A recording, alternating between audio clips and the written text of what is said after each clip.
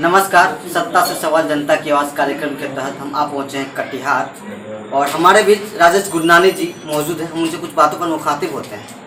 सबसे पहले KTN news से रूबरू होने के लिए तहे दिल से धन्यवाद। बहुत बहुत धन्यवाद आपका। आप हमें बताएं आपकी राजनीति की शुरुआत कब और कैसे किया? बहुत ही अच्छा सवाल है। मेरे सारे लोग यहाँ उपस्थित हैं। जब मैं कटिहार, चूँकि आना जाना है, मेरा कटिहार घर है, 2007 में हमारे यहाँ पर अशोक सर है जो सर्वोदय समाज चलाते हैं, उनके एक कार्यक्रम में हमको बुलाया गया था और संयोग था कि यहाँ पर 7 दिन लाइट नहीं थी। जब लाइट नहीं थी तो उस समय हमने कहा सभी लोगों को कि अरे कुछ करते काहे नहीं है, तो बोला यहाँ सब मरा हुआ है, यहाँ कुछ नहीं हो सकता। जब कुछ नहीं हो सकता है तब हमने प्रण किया कि यहाँ पर सबसे पहला काम हम लाइट लाने का करेंगे। और आपको बताते हुए बेहद खुशी हो रही है कि 4.5 साल हमने लाइट के लिए, बिजली के लिए लड़ाई लड़ी और लड़ाई लड़ करके विश्व प्रतिज्ञा ली हमने। और हमने कहा कि जब तक कटिहार में 20 घंटा बिजली नहीं लाएंगे तब तक ना हम बाल कटाएंगे ना दाढ़ी कटाएंगे। उस समय विश्व प्रतिज्ञा ली थी 2008 में। और आज हम ये कहते हुए बेहद खुशी होती है, क्योंकि विश्व प्रतिज्ञा ये दूसरी है, मेरी पहली प्रतिज्ञा मेरी पूरी हो गई। ये कहते हुए बड़ी खुशी है कि कटिहार में 20 घंटे लाइट लाने में कटिहार जिला जागरण मंच का राजेश गुरनानी का योगदान है। और यही वो टर्निंग पॉइंट था जहां हमने राजनीति प्रवेश किया। चूंकि हमने डबल MA करके एक इंजीनियर बन करके, इलेक्ट्रॉनिक इंजीनियर बनकर अपने कामों को अंजाम देते आ रहे थे, हमारा संबंध राजनीति से बहुत दूर तक नहीं था, लेकिन भावना अंदर में थी कि कुछ करना है, यहाँ की मिट्टी के लिए कुछ करना है, अपनी जन्मभूमि के लिए कुछ करना है। ये भावना खींच कर लाई हमको।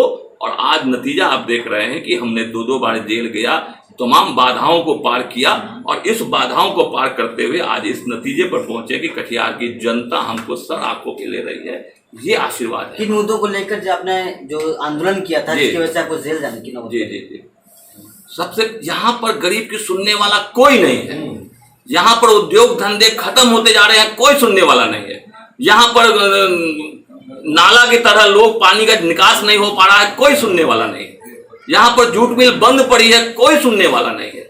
और हद हो गई। आप कटिहार के जनप्रतिनिधि इतने नाकारा, इतने अकर्मण्य हो जाते हैं और यहाँ तक लगता है कि जितने के बाद तो राजा बन जाते हैं, हम लोग प्रजा बन जाते हैं।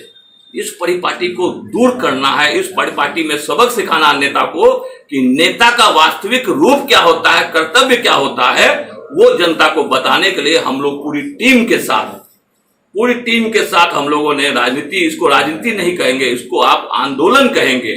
आज जिसको आप राजनीति करें, हम लोग आंदोलन किए, बिजली की समस्या पे आंदोलन किए, लोगों की बातों समस्याओं को लेकर आंदोलन किए। सड़क बनाने की बात हो, चाहे वो ढाला बनाने की बात हो, चाहे गरीबों को बसाने की बात हो, सारा स्कीम तैयार है सरकार में, लेकिन कोई सुनने वाला नहीं है। तो उस सरकार के स्कीम को हम लोगों ने लिया, लोगों को बसाया, लोगों को सुविधाएं प्रदान की और आज नतीजा यह है कि लोगों का प्यार, बेशुमार प्यार हमको मिल रहा है। कटिहार की जनता आपको वोट क्यों करेगी?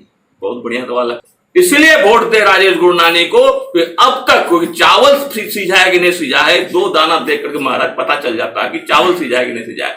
पिछले 14 वर्षों से जो हमारा राजनीतिक प्रक्रम रहा है, राजनीतिक पराक्रम रहा है, पुलिस से लड़ जाने का पराक्रम, लोगों की समस्याओं को सुलझाने का पराक्रम, और जो हमारी नीतियां हैं, जो हमारे साथ लोग जुड़े हैं, साहित्यकार लोग जुड़े हैं, तमाम समाज के बुद्धिजीवी लोग जुड़े हैं, अधिवक्ता लोग जुड़े हैं, ये तमाम जो लोग जुड़े हैं, जो समाज, कटिहार के समाज के हित चाहते हैं, उन समूह की पूर्ति के लिए मुझको लड़ना है और लोग वोट देंगे।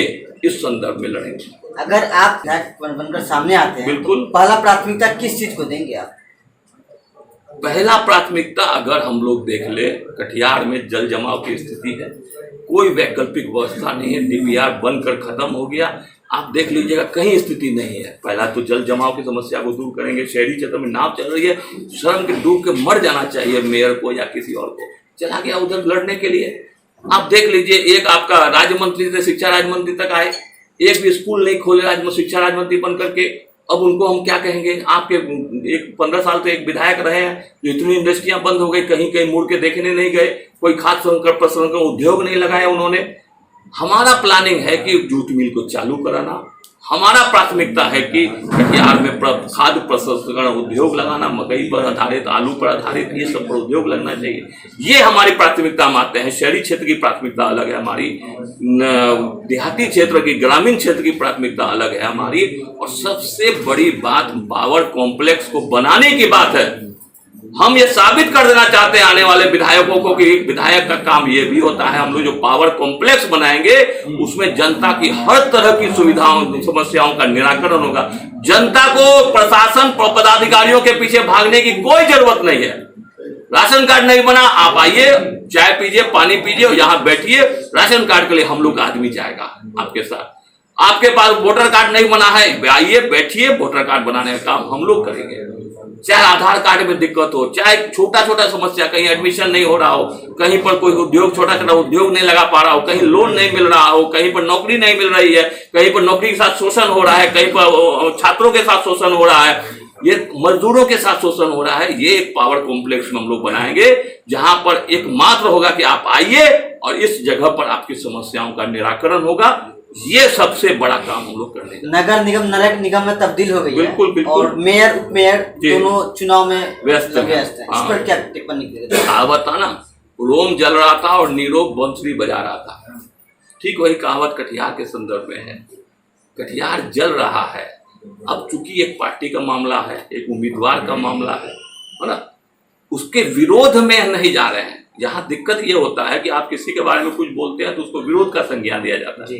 तो मेरा यह कहना है कि अपने काम के प्रति लोगों को आस्था होनी चाहिए। अगर आप मेयर हैं तो मेयर के तमाम कर्मों को आपको पूरा करना पड़ेगा। और जब आप मेयर के कामों को पूरा नहीं कर पाए तो बरारी की जनता को आप क्या मैसेज देंगे, मुझे समझ में नहीं आता है।